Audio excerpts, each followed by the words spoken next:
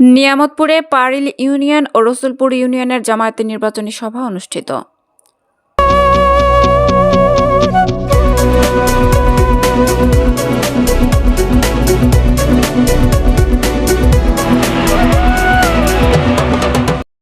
আসসালামু আলাইকুম।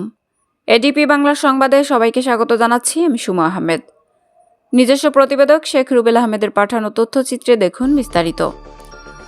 নওগাঁ জেলার নিয়ামতপুর উপজেলার নওগাঁ ১ আসনের জামায়াতের নির্বাচনী সভা অনুষ্ঠিত হয়েছে। শনিবার বাদ আসর নিয়ামতপুরের চৌরাপাড়া মাদ্রাসা মাঠে রসুলপুর ইউনিয়নের জামায়াত ইসলামের সেক্রেটারি মাসুদ রানার সঞ্চালনায় বাংলাদেশ জামায়াতে ইসলামীর রসুলপুর ইউনিয়নের আমির মোহাম্মদ আনোয়ারুল ইসলাম এর সভাপতিত্বে প্রধান অতিথি হিসেবে উপস্থিত ছিলেন নওগাঁ ১ আসনের জামায়াতে ইসলামের দাঁড়িপাল্লার মনোনীত প্রার্থী অধ্যক্ষ মাহবুবুল আলম। বিশেষ অতিথি হিসেবে উপস্থিত ছিলেন কেন্দ্রীয় কর্ম পরিষদের সদস্য ও বিভাগীয় সহকারী পরিচালক মোহাম্মদ রফিকুল ইসলাম, নওগাঁ জেলা কর্ম পরিষদের সদস্য ও নওগাঁ ১ আসনের নির্বাচনী পরিচালক মাওলানা নওশেদ আলী, এনসিপির কেন্দ্রীয় যুব শক্তির সদস্য সচিব নিশাত আহমেদ, নিয়ামতপুর উপজেলা বাংলাদেশ জামায়াত ইসলামের আমির মাওলানা মোহাম্মদ আফজাল হোসেন, নওগাঁ ১ আসনের পরিচালনা সচিব ও নিয়ামতপুর উপজেলা জামায়াত ইসলামের সেক্রেটারি মোহাম্মদ দেলোয়ার হোসেন, নওগাঁ জেলা ইসলামী ছাত্র শিবিরের সেক্রেটারি আখতারুল ইসলাম, নিয়ামতপুর উপজেলা জামায়াত ইসলামের ছাত্র শিবিরের সভাপতি মোহাম্মদ আবু তাহের, এনসিপির নিয়ামতপুর উপজেলার আহ্বায়ক সেলিম দাওয়ান, অ্যাডভোকেট SM জুবায়ের, শ্রী বিদ্যুৎচন্দ্র মাহাতো, পারিল ইউনিয়নের জামায়াত ইসলামের আমির ফিরোজ আল জিহাদি। উদ্বোধনী বক্তব্য রাখেন মাওলানা আনোয়ারুল ইসলাম সহ প্রমুখ। ফেব্রুয়ারি মাসের 12 তারিখে বাংলাদেশে দুটো নির্বাচন অনুষ্ঠিত হতে যাচ্ছে। একটি হচ্ছে গণভোট, আরেকটি হলো জাতীয় সংসদ নির্বাচন।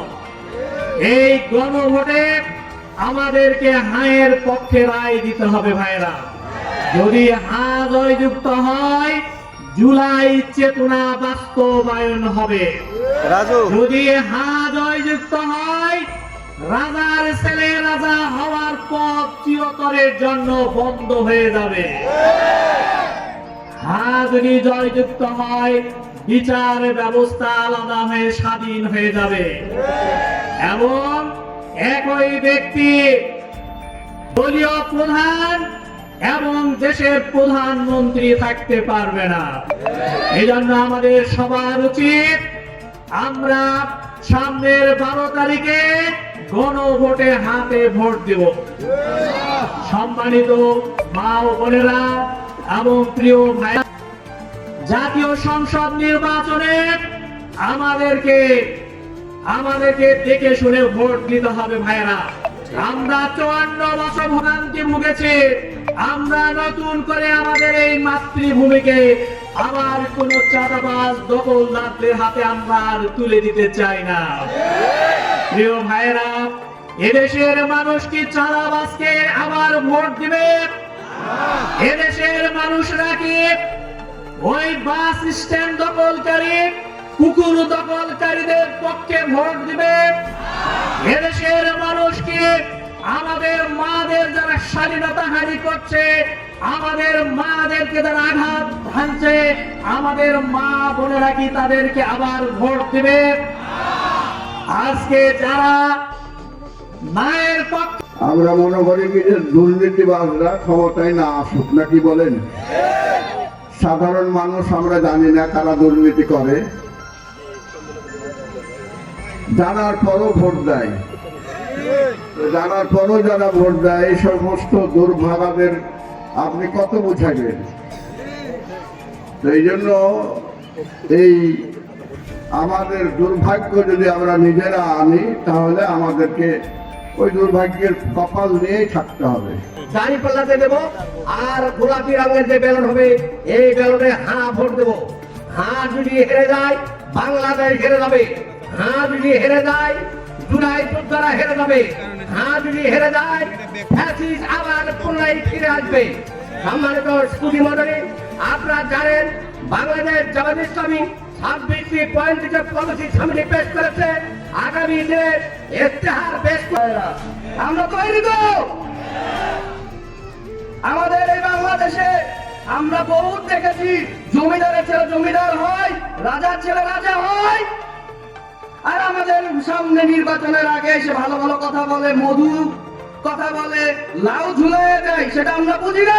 12 তারিখ যখন আগামী ফেব্রুয়ারি আসবে, এই মানুষদেরকে বলে দিবেন এতদিন তো লাউ ঝুলাইছে, আমরা এই লাউ ঝুলানোর মধ্যে আর নাই, ঠিক কিনা ভাই?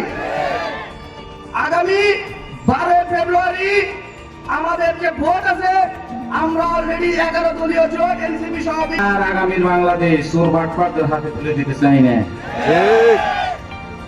সৎ লোকের শাসন প্রতিষ্ঠিত হয় নাই বলি এই অবস্থা হয়েছে। সোনার বাংলা তো না, বরং দুঃখের বাংলা। প্রতিদিন পেপার পত্রিকা খুললি, ফেসবুক খুললি, মারামারি আর সেই আহ্বান করছি আপনাদেরকে, আপনারা মাঠের ময়দানে প্রতিটি বাড়িতে বাড়িতে যে মানুষ একজেল খেলায় পিছানায় খেলে চলে খেলায় ফাঁসির মঞ্চে উঠেছে খেলায়, আজকে বলে 71 তৈরি মানুষ হয় কিনা সন্দেহ আছে। আমি শুধু একটি কথাই বলবো যে আপনারা আপনাদের জায়গা ধরে রাখুন, ইনশাল্লাহ দাড়ি পাল্লার জয় হবে, হবে কিনা বলেন? আমাদের এই বাংলাদেশ স্বাধীনতায় আজ 54 বছর হয়ে গেল। এই 54 বছরে আমরা 3টি দলের শাসন দেখেছি। কারো দুর্নাম করা কে যদি আর একটি যায় কোরআন নয়, আমরা তার হাত ভেঙে কান কান করে দিব। এদেশের মাটিতে মন্ত্রী তো করে থাক, সামান্য একটা ইউনিয়নের মেম্বার পর্যন্ত এই সাহস রাখে না। প্রিয় উপস্থিতি, আপনারা দেখেছেন ঢাকা তার বিরুদ্ধে 17 বছরে যদি একটি রাজনৈতিক মামলা দেখাইতে পারেন, আমরা রাজনীতি করব না। আমি তখন থানা সভাপতি ছিলাম, একাধিক মামলা খেয়ে ঢাকায় পড়াশোনা করতে চলে যেতে হয়েছিল।